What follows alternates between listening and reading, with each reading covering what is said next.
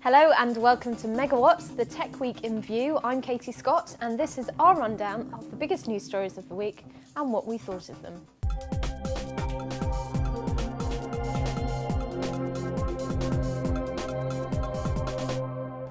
The boss of one of the world's electronics giants has stepped down after years of corruption allegations and scandals. Lee Kun-hee has resigned from his position as chairman of Samsung Electronics after being indicted on tax evasion charges.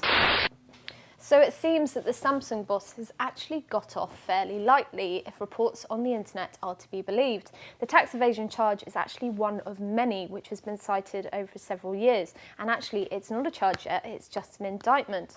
But here's the conspiracy theory, always fun. People are basically saying that the Samsung boss has stepped down to clear his family name and also to clear any bad feeling towards Samsung. A couple of years' time, either he'll come back or his son, who's still working for the company, has just been sent out of Korea, will reappear as the big boss. And here's another point. Samsung is part of a conglomerate of companies which control or are responsible for 20% of the exports of Korea. 20%. With that sort of percentage, you can see that they actually have quite a lot of power in that country. PlayStation and Sky have announced the GoView service, the first official PSP video download service in Europe, will go live in the summer. Way back we had a story about phones that double up as fitness devices, and then more recently we had the story about the iPlayer, BBC iPlayer, coming to the Nintendo Wii. And since then we've also published stories about the fact that Sony might tie up with the BBC, bringing the iPlayer to some of its consoles, and Microsoft, if it stops being, quote, controlling, might bring the iPlayer to the Xbox.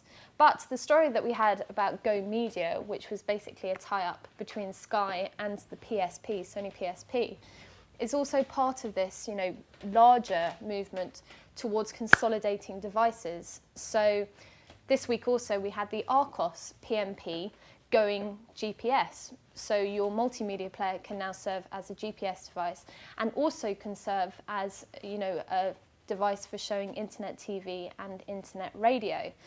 What I want to know, is this going to continue? Companies are still working together, they're obviously sharing technologies, but is it ever going to get to a point where you have one device that does absolutely everything?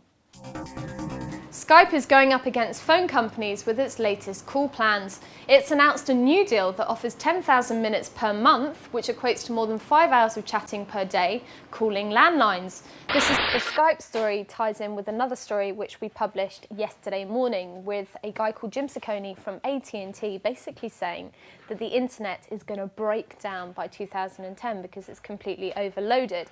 And he also said that massive investment is needed to make sure that it can cope, especially with HD content and the amount of information that websites such as YouTube are loading up on it. Make sure you check out the story now on Pocket Lint. But I think this whole thing is very interesting because it affects all aspects of internet use. We've already had the battle between the BBC and ISPs over the amount of bandwidth needed for the iPlayer.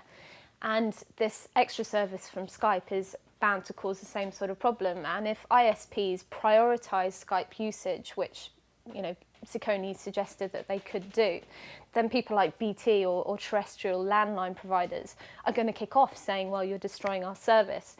So while I don't believe that the internet is going to break down by 2010, what I do believe is that there's going to be an awful lot of catfights in the meantime. An English man is hoping to garner support to make a corner of the internet forever part of our green and pleasant land. John Saul of Maidenhead is hoping to raise support for a new domain name that will allow the English to show off their Englishness. What I find amusing about this story is how much anger it's actually caused. We went on the internet and had a little look around for blogs or responses on forums about the .eng domain name. And here's a couple. These are from the PC Pro Interactive Forum. Here's a quote: "Are people determined to drive a wedge between the home countries? This is the United Kingdom and should be seen as such. The only time it's acceptable to differentiate is in sport, in my opinion.